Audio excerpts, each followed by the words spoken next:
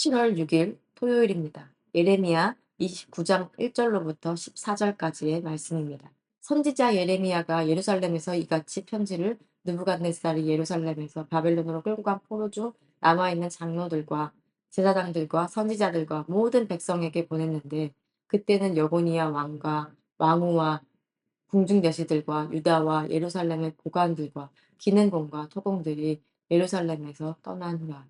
유다의 왕 시드기야가 바벨론으로 보내어 바벨론의 왕 느부갓네살에게로 가게 한 사반의 아들 엘라사와 hil기야의 아들 그말야의 편으로 말하되, 만군의 여호와 이스라엘의 하나님께서 예루살렘에서 바벨론으로 사로잡혀가게 한 모든 포로에게 이와 같이 말씀하시니라.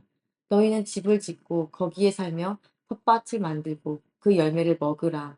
아내를 맞이하여 자녀를 낳으며 너희 아들이 아내를 맞이하며 너희 딸이 남편을 맞아 그들로 자녀를 낳게 하여 너희가 거기에서 반성하고 줄어들지 아니하게 하라.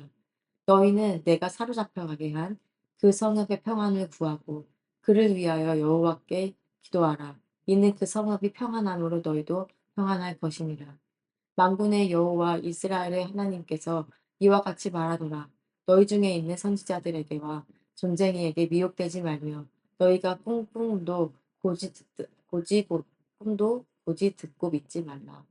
내가 그들을 보내지 아니하였어도 그들이 내 이름으로 거짓을 예언함이니라. 여호와의 말씀이니라. 여호와께서 이와 같이 말씀하시니라.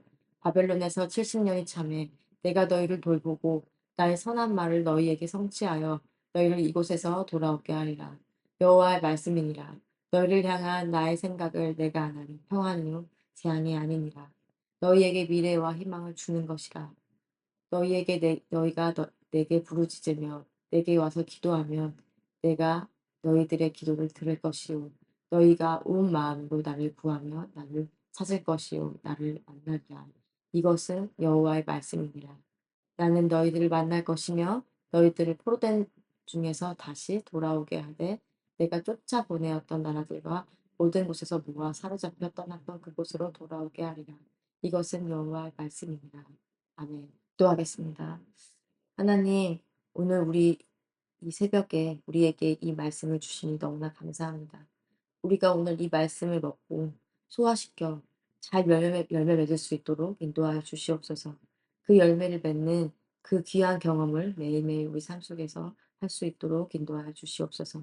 감사드리며 예수님의 이름으로 기도합니다. 아멘. 오늘 본문은 예레미야의 편지입니다. 누구에게 쓰고 있는 것인지 3절을 보면 나와 있습니다. 29장 3절입니다. 유다의 왕 시드기야가 바벨론으로 보내어 바벨론의 왕 느부갓네살에게로 가게 한 사반의 아들 엘라사와 hil기야의 아들 그말야 편으로 말하되, 여기에서 사반의 아들 엘라사와 hil기야의 아들 그말야에게 전하고 있습니다. 여기서 사반은 하나님 안에서 종교개혁을 진행했던 요시야 왕 때 성전 건축을 명령받았던 신하입니다. 그리고 두 번째 hil기야는 요시야 왕 때 성전에서 말씀을 발견했던 사람입니다. 이들의 아들도 바벨론으로 가서 살아가고 있는 것입니다. 그들에게 무슨 말을 하는지 함께 보겠습니다. 5절입니다. 너희는 집을 짓고 거기에 살며 텃밭을 만들고 그 열매를 먹으라고. 지금 바벨론에 간 이스라엘 백성들은 절망과 분노로 가득 차 있을 것입니다. 어떤 사람들은 거짓 선지자들이 말했던 그 2년 안에 그들이 되돌아갈 것을 믿고 살아가고 있었을 것입니다. 그러면 굳이 집을 지을 필요가 있을까요? 그런데 하나님은 집을 짓고 텃밭을 만들라고 하는 것입니다. 아니, 무슨 이 상황에서 텃밭을 만들라는 것입니까? 말도 안 되잖아요. 즉, 이 말은 이스라엘 땅에서 살았던 거, 그것 있고, 지금 이 바벨론 땅에 마음을 붙이고 살라는 것입니다. 이 상황을 받아들이고 순종하고 적응하라는 것입니다. 그리고 그것에 멈추지 않고 하나님이 말씀하십니다. 6절입니다.